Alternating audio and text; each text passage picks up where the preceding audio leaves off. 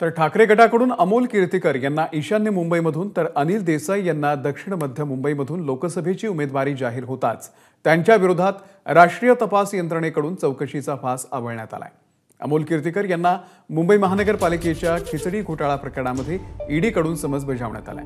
त्यासोबतच अनिल देसाई यांचे निकटवर्तीय दिनेश बोभाटे यांना देखील बेहिशेबी मालमत्ता प्रकरणामध्ये ईडीनं समन्स बजावलेला आहे। अमोल कीर्तिकर यांना चौकशीसाठी हजर राहण्याचे आदेश देण्यात आले होते। याआधी आर्थिक गुन्हे शाखेकडून कीर्तिकरांची 2 वेळा चौकशी करण्यात आली। अनिल देसाईंचे निकटवर्तीय दिनेश बोभाटे यांना या आठवड्यामध्ये चौकशीला बोलावण्यात आल्याचं सूत्रांनी सांगितलंय।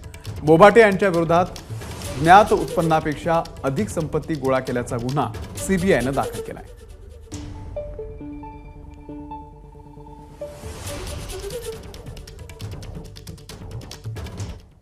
ठाकरे गटाचे ईशान्य मुंबईमधील उमेदवार अमोल कीर्तिकर हे पूर्वनियोजित कार्यक्रमामध्ये व्यस्त असल्यानं ईडीच्या आजच्या चौकशीला उपस्थित राहू शकले नाही।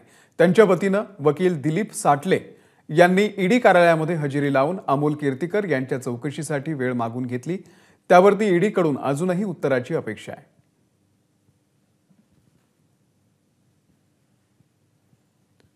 ठाकरे गटाचे वायव्य मुंबई मतदारसंघामधील उमेदवार अमोल कीर्तिकर यांना पाठवण्यात आलेल्या ईडी समन्सचा खासदार अरविंद सावंत यांनी निषेध केलाय।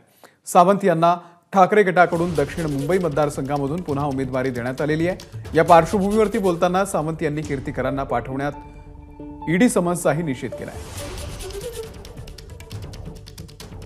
अमोल कीर्तिकरांच्या संदर्भातलं जे समन्स आले त्याचा मी तीव्र निषेध करतो।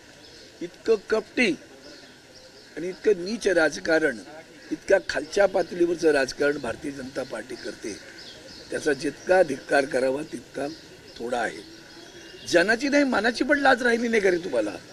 ज्या व्यवहारासंदर्भात त्यांच्यावर आरोप करताय त्याचा मुख्य आरोपी तुमच्याकडे आहे, त्याला नोटीसही पाठवत नाही तुम्ही। तुमच्या पायाखालची वाळू किती सरकली आहे, 400 हा भ्रम आहे। हेही बरं झालं तुम्ही हे केल्यामुळे लोकांना कळेल की 400चा भ्रम किती खरा आहे तो। एबीपी माझा, उघडा डोळे बघा नीट।